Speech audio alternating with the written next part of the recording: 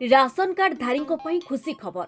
मार्च 31 पर्यंत बढ़ी ration card रो e-KYC किंतु मार्च 31 परे आउ छाड़ नहीं।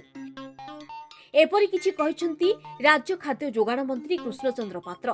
गंजाम जिला छत्रपुर स्थित सर्किट हाउस ठारे राज्य खाद्य जोगाण और खाउटी कल्याण मंत्री कृष्णचंद्र पात्र धान किणा और राशन कार्ड पई ई-केवाईसी रो अग्रगति, शीतल भंडार निर्माण आदि संपर्क में समीक्षा बैठक करथिले। मार्च 31 सुधा ई-केवाईसी कराई नियंतु एवं जेउ माने उक्त समय सीमा मध्यरे करिवे नाही सेमानकर राशन कार्ड काटी दिया जिवो। प्रकृति जार इनकम अधिका थी तार ही कटिव, जार इनकम कम थी गरीब लोक तार कटिव ना ये कथा मुझे सरकारी चाकरिया बहुत कम 1% भी कटा जाए सरकारी चाकरिया से जो माने अधिका भल चाकरी कर सरेंडर करदे उचित और सरेंडर किसी कले भावुँ आउ कि करदे आउ जो मानक रिपोर्ट आसी फिजिकल वेरिफिकेशन तापर जाई कटिव।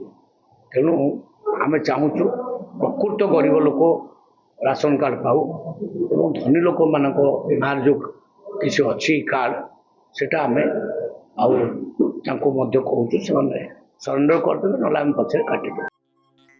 एमितिकी गंजाम जिले में ब्रह्मपुर, छत्रपुर और भंजनगर 3टी शीतल भंडार प्रतिष्ठा करा जिले में 90% धान किणा होईछि एवं 7 दिन मध्य धान किणा सरीजिवो।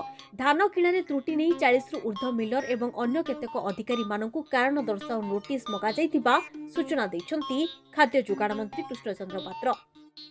आमर सरकार डिसीजन नहीं 3टी जो अच्छे आमर सब डिविजन प्रत्येक सब डिविजन में गोटे गोटे कोल्ड स्टोर हम से प्रशासन तत्पर काम आरंभ कर पैसा आसी टेंडर काम करेंगे कि समय लगे किंतु आमर मुख्य सबू ब्लॉक रे गोटे गोटे कोल्ड स्टोर करने सबू ब्लॉक रे गोटे गोटे कोल्ड स्टोर करगले आउ अभावी बिक्री हम ना। गंजाम जिला छत्रपुर संतोष पाढ़ी रिपोर्ट, धरित्री लाइव।